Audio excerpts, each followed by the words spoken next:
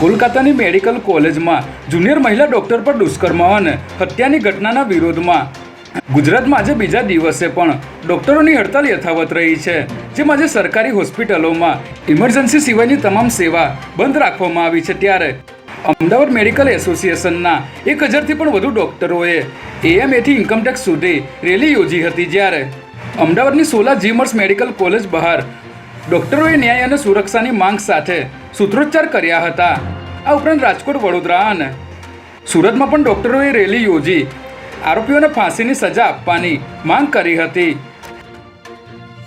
કેન્દ્રીય ગૃહમંત્રી અમિત શાહ રક્ષાબંધનનો તહેવાર ઉજવવા 2 દિવસ ગુજરાતની મુલાકાતે આવવાના છે, ત્યારે આવતીકાલે તેઓના દ્વારા એએમસી દ્વારા તૈયાર કરવામાં આવેલ ₹1003 કરોડના કામોનું લોકાર્પણ અને ખાતમુહૂર્ત કરવામાં આવશે, જેમાં સિંધુ ભવન રોડ પર ઓક્સિજન પાર્ક, મકરપુરા ખાતે બનાવેલા સ્વિમિંગ પુલ સહિતના સ્થળોએ તેઓના દ્વારા લોકાર્પણ કરવામાં આવશે, જ્યારે પ્રહલાદનગર પાંચા તળાવ પાસેના પ્લોટમાં જાહેર સભાનું પણ આયોજન કરવામાં આવ્યું છે।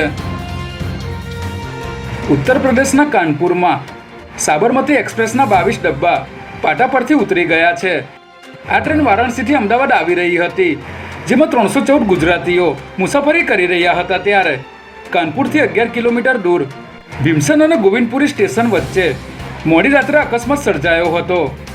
પ્રાથમિક તપાસમાં જાણવા મળ્યું છે કે ટ્રેક પર મૂકેલ કોઈ ભારે વસ્તુ સાથે અથડાવાના કારણે ટ્રેન પાટા પરથી ઉતરી ગઈ હતી। જોકે આ દુર્ઘટનામાં કોઈ મોટી જાનહાની થઈ નથી અને કેટલાક યાત્રીઓ ઘાયલ થયા છે, ત્યારે આ અકસ્માત છે કે દુર્ઘટના તે જાણવા આઈબી અને ઉત્તર પ્રદેશ પોલીસે તપાસ શરૂ કરી છે।